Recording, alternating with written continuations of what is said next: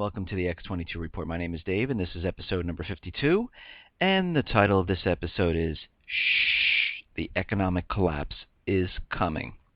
And today we're going to go through the economic collapse current news, and we're going to also talk about this article that I found. It's from the Common Sense Show, and it pretty much backs up everything that I've been saying, and they're using credible sources to back up this information. Like some of the sources are former intelligence sources and other sources that they're using, like government documents and things like that. So we're going to go through this, through all the executive orders that have been set up all throughout time, and see what they mean. And we'll go through this at the end of the news and everything that we go through today. So let's get started. Now, first thing is, I saw this great video of Nigel Farage. I think I'm pronouncing his name correctly. If I'm not, I'm sorry. But on the violent revolution in Europe, and he goes off to say that, you know, everything that's going on right now, that we're in a complete collapse. And this is going to spread across Europe. We're going to see violent revolutions in the Mediterranean, and he says this is all unnecessary. And he goes on to say that, you know, we're going to see the same thing happening that we saw in Cyprus. Same thing with Ron Paul. He was sitting there on the video also, and they're telling people, you know, get your money out, because when the next phase of the disaster comes, they will come for you. So you can see there's a lot of people talking about what's going to happen. You know, that they're not saying, oh, the economies are getting better across Europe and America. They're not talking about things are looking up and employment's getting better. All you hear from all of these people that have nothing to do with the mainstream media or in office as a government official or the Fed or, you know, head of the Euro, you hear other people saying things are bad, that unemployment is bad, the economy is bad. And we know it's bad because the government continually changes the calculation on everything. And that is a signal to let you know that things aren't the way they're supposed to be, because they wouldn't have to do that. There would be no reason to do that if things were okay. Now, another article that I saw is that people want physical gold. They don't want certificates. They're looking, you know, to get out of the paper and move into the physical gold and silver. And you can see that because you can see shortages when you go to, like, American Precious Metal Exchange or Kitco, and you look through there. Now, they're not out of everything. You can see they have premiums on a lot of the gold. You can see they have premiums on a lot of the American Eagles, silver American Eagles, and a lot of the rounds are out of stock. But they still have things, but you can see the shortages, and you can see that this is not normally how it is, because when I used to go and just get silver, they had tons of stuff. There was no problems. Now, there was also another interesting article, and I just mentioned it before, that, you know, distracting attention with a statistical illusion. Now, again, they wouldn't have to change the calculation for GDP or unemployment or inflation or anything like that if things were okay. Oh, and by the way, I do keep a record of, like, milk, ice cream, gasoline, and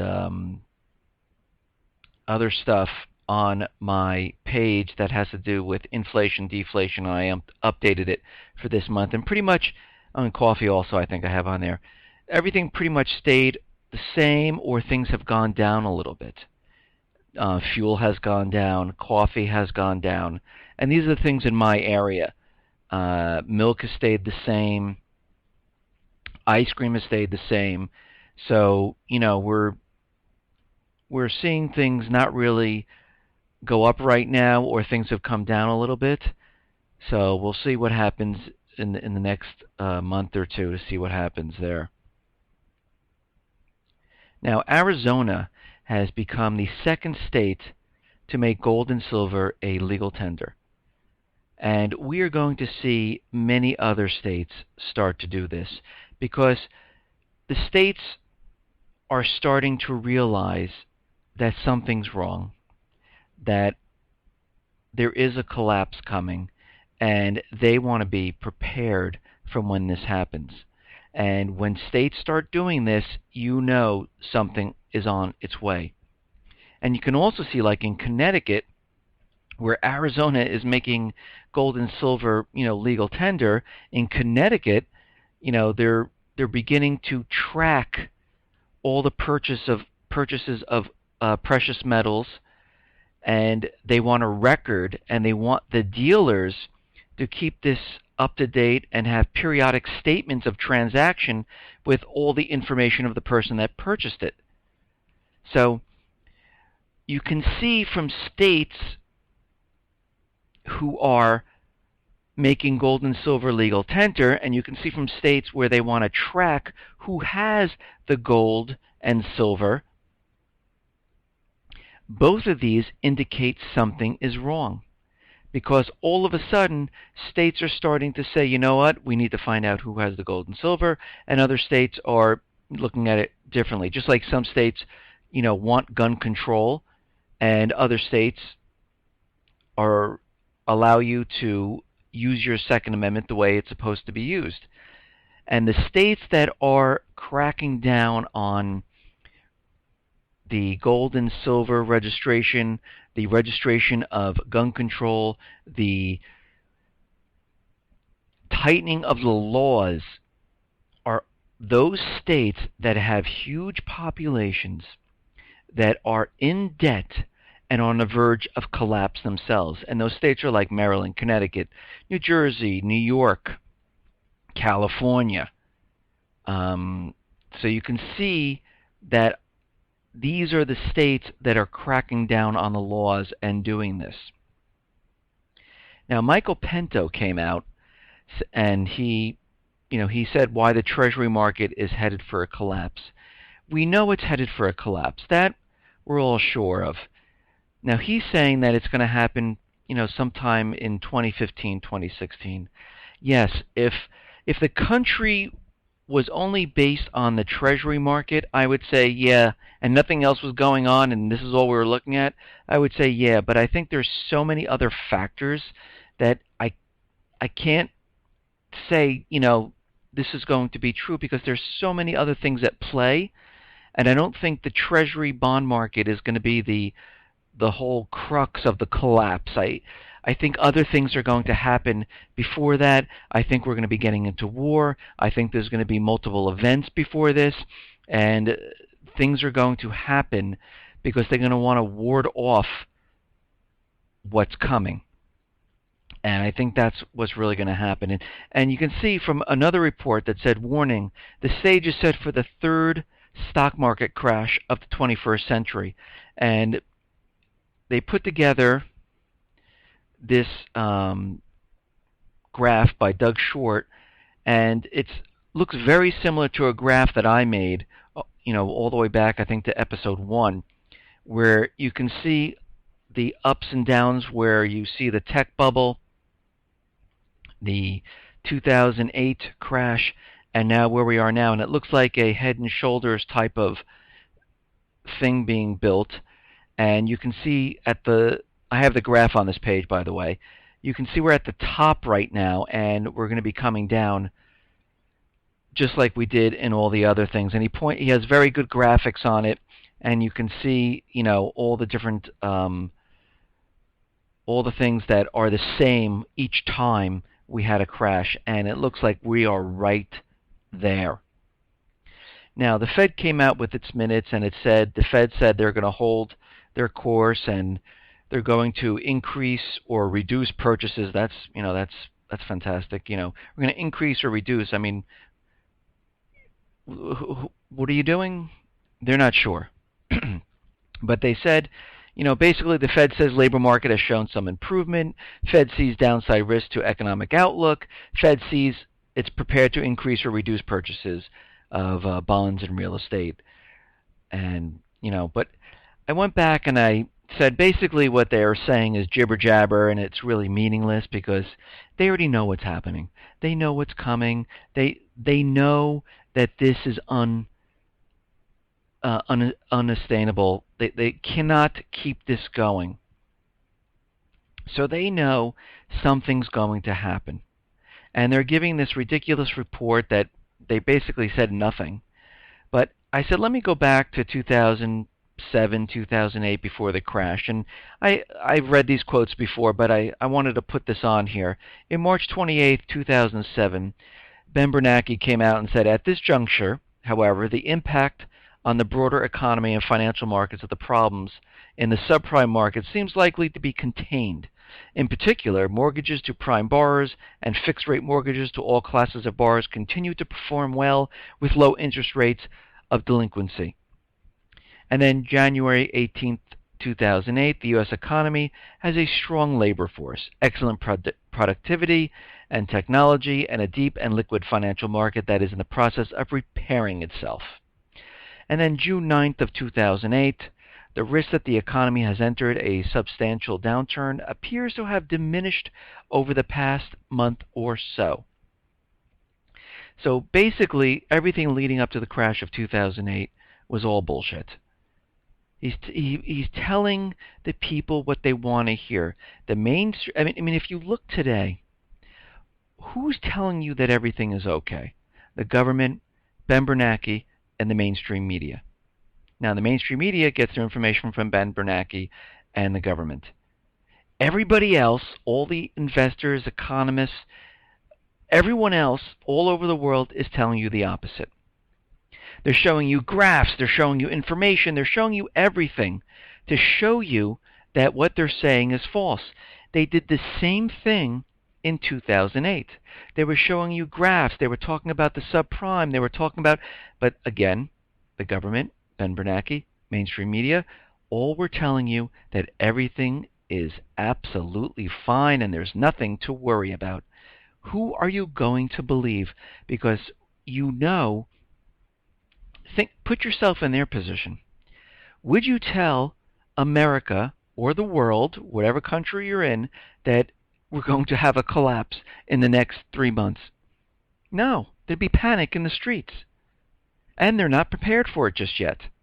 They're getting prepared, but they're just, you know what, people? You keep on living your lives pretending that everything's okay. We're going to keep doing what we're doing behind the scenes, and we'll let you know when the shit hits the fan. And basically, this is what they're doing. Now, I find it funny that Russia delivers new Al-Qaeda warning to U.S., and Russia delivered to Obama a list of names of Al-Qaeda members among the Syrian rebels. Now, you really don't think that President Obama, CIA, already knew this? I mean, what is Russia doing? I think they're sending a message saying, we know what you're doing. We know what you're up to. And we know who they are. And here's a list. And I think that's their message to CIA and President Obama. Now, in Turkey today, it looks like they were having a peaceful protest, and on Labor Day out there, and it looks like riot police in Istanbul have tear gas and fired water cannons at crowds, and they're injuring tons of people. Demonstrators carrying International Labor Day banners and chanting "Long live workers." And I don't understand why they had to come down so hard on the people, and when they're just doing a protest. And you're seeing this more and more where the police really start to get more angry and more vicious in keeping the protesters in line. Now, there was a poll that came out where Americans opposed to attack Syria or North Korea. And I found this very interesting. The New York Times took a poll, and it showed, if do Americans want to go to war or don't they want to go to a war? And the poll read that how many people believe that the U.S. has a responsibility? Here's the question. Do you think the United States has a responsibility to do something about the fighting in Syria between government forces and anti-government groups, or doesn't the United States have this responsibility? And the people pretty much say, 69% are saying the U.S. does not have a responsibility, 20% saying that the U.S. has responsibility, and 11% saying, I don't really care. And we can see that the polls are not lining up with what the government wants and the central bankers. So they have to do something. And they're going to need to do something to get the people and the polls in line of what they want to do. Right now it's not. They do not have the support of the American people, and if you don't have the support of the American people, it's going to be very difficult to go to war with Syria. So they're going to have to use some type of an event to bring us into war, to make the people shocked, scared, angry, and make these poll numbers switch where there's 62 or 69% saying, yes, we want to go to war, and 20% saying, no, we don't want to. So they're going to have to really do something to make that happen. Now, I find this very interesting that the Department of Justice wants to be able to fine tech companies who don't let it wiretap your communications. They want basically a back door into their systems so they can easily wiretap. But, this goes against our rights, the Fourth Amendment of searches, seizures, and also they do not have the right to do this. According to Judge Napolitano, he says, and I'm going to quote him here. Let's see here. The search warrant system works, Napolitano argued, recalling that he's issued them at 3 a.m. in his living room when there's evidence. The system works, and the new measure appears to be the FBI wanting to cut corners. And Judge Napolitano is saying that the system works best when the Constitution is followed. When it's not, the system is dependent upon the values of whoever is in office. Basically, they don't want to have anything to do with the Constitution or your rights. They just want to sidetrack the whole entire thing. They don't want to, follow the Constitution. And this is completely evident in everything that they do today. Patriot Act, NDAA, CISPA, this, and, there's people like Judge Napolitano coming out and saying, no, the people have their rights. You have to remember, the Constitution is created not for the government. The Constitution is created for the people. It's their rights. They can't take it away.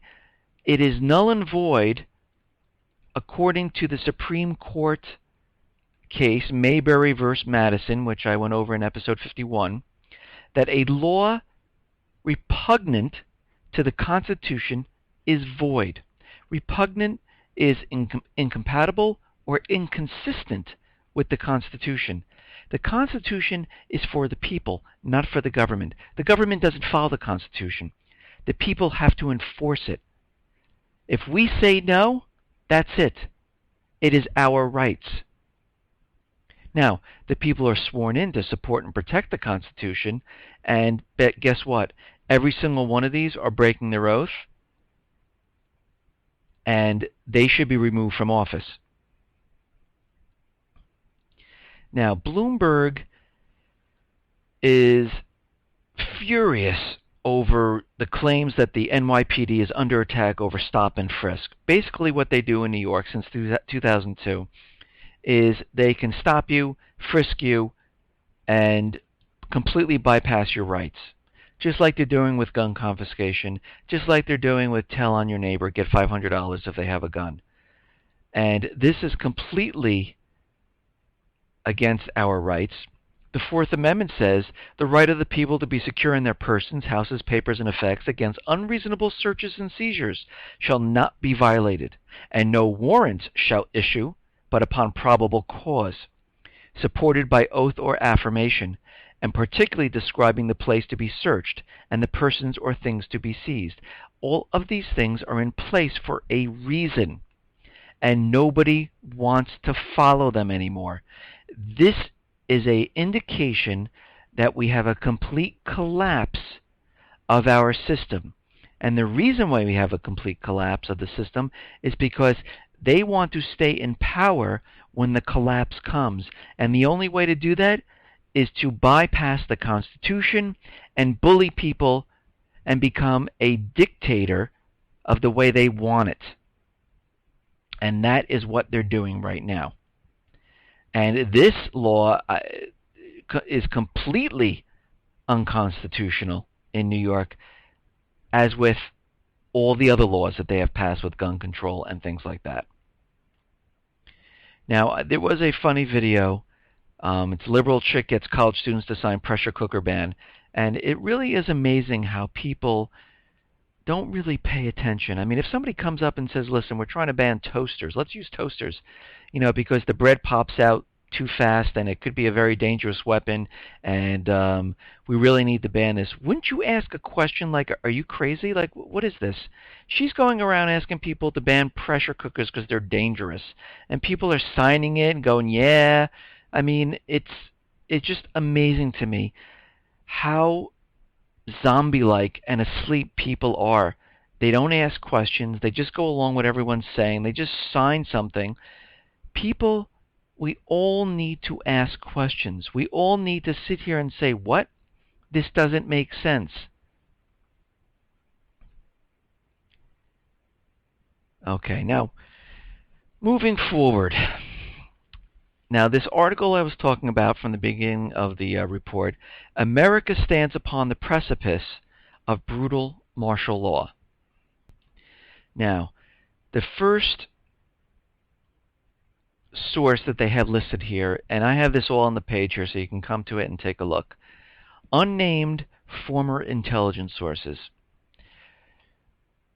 that they were told last October that more false flag attacks are planned in battleground America in the same time frame because it makes hard for public to see the correct tree in a dense forest. So basically, they're saying in the next 24 days that 3 anti-terrorist drills are being performed in major cities. And one of them I mentioned before is the New York subway system, which is going to do a harmless chemical gas test in the subway systems. But they're saying that these false flags have already been set up and are ready.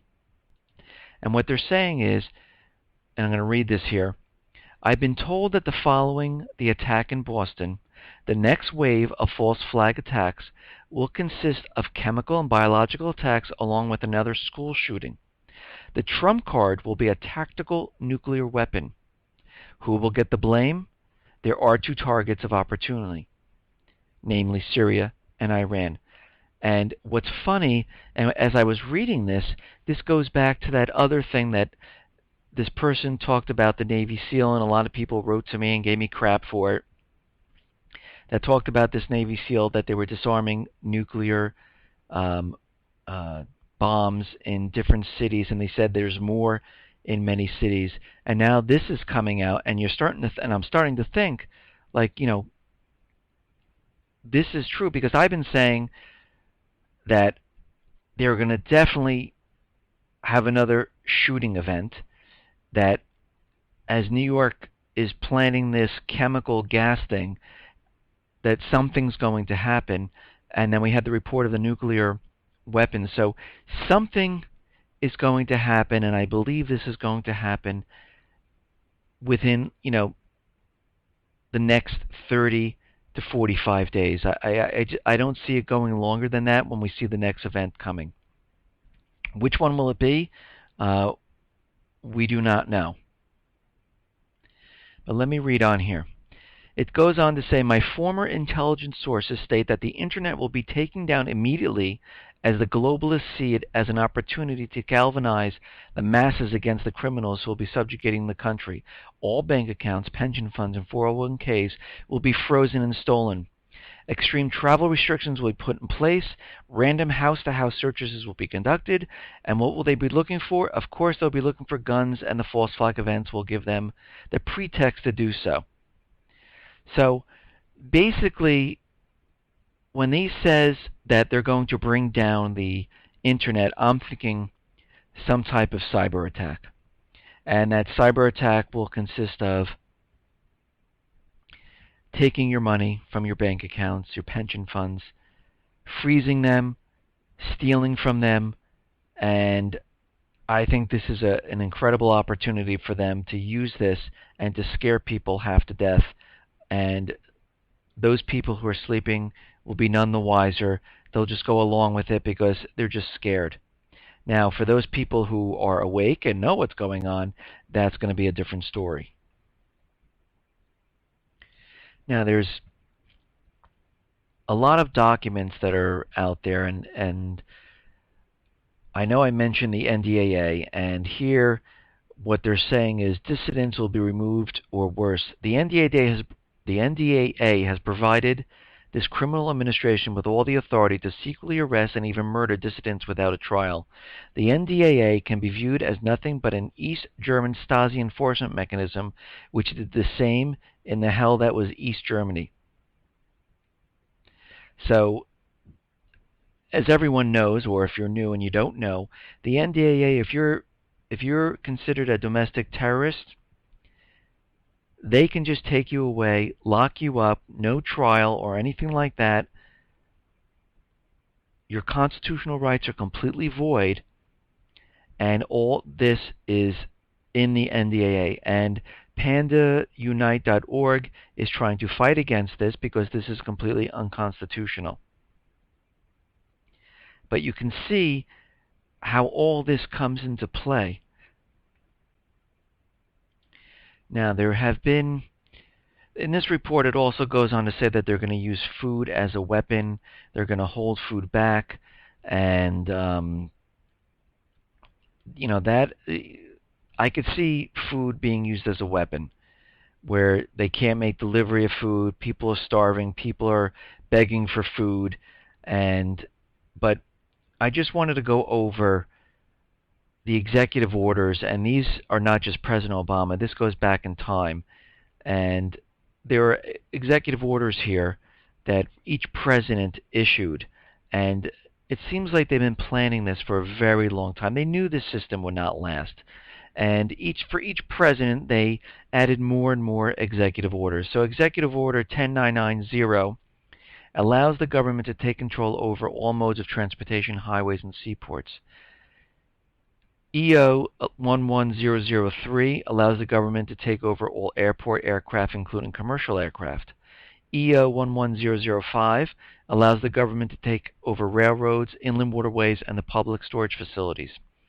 EO 10997 allows the government to take over all electrical power, gas, petroleum fuels, and minerals. EO 10998 allows the government to take over all food resources and farms. EO 11000 allows the government to mobilize civilians into work brigades under government supervision. EO 11001 allows the government to take over all health, education, and welfare functions. EO 11002 designates the Postmaster General to operate national registration of all persons. EO 11004 allows the Housing and Finance Authority to relocate communities, build new housing with public funds, designate areas to be abandoned, and establish new locations for populations. EO 11051 specifies the responsibility of the Office of Emergency Planning and gives authorization to put all executive orders into effect in times of increased international tensions and economic or financial crisis. EO 11310 grants authority to the Department of Justice to enforce the plans set out in EO orders, in executive orders, to institute industrial support, to establish judicial and legislative liaison, to control all aliens, to operate penal and correctional institutions, and to advise and assist the President. EO 11049 assigns emergency preparedness functions to the federal departments and agencies, consolidating 21 operative executive orders issued over a 15-year period. So as you can see from all these executive orders, it looks like they are planning something. They're planning to do something. And when you put them all together and you string them all together, it's like all the pieces of the puzzle coming together. And adding to this is you have to remember the DHS forces, where they have, they're buying, millions of rounds of ammo. They're purchasing armored tanks. They're getting prepared. It came out that they were practicing on civilian targets, and this was in the mainstream media, and the company who created these targets took them down. And there are also reports, and I've seen pictures of them, of thousands upon thousands of coffins, what do they need all this for? Are they planning on a disaster? So, if we look at this and we use our common sense, something is coming, something is going to happen. We don't know what, we don't know where, we don't know when exactly, but we need to be prepared. And that's what this is all about. Go on to my site, x22report.com. You can read everything with this report. You can read this article, and you can see what it says and what they're looking at. And most of it I do agree with, because I do think these events are coming. I believe they need these events to get certain laws passed. I said it before. We will be seeing something happen very soon. I understand that today in the news they arrested 3 other kids that were hiding or lying about, the brothers. And I also saw the video, and this was aired on Fox, that the kids were, when they were shooting at them, saying, "We didn't do it, we surrender, we didn't do it." But the cops kept on firing. Even when they found one of the brothers in the boat, he didn't even have a weapon. So this whole Boston bombing thing didn't go as planned. It's kind of falling apart. And that's why they're going to have another event to distract everyone, to push their agenda forward.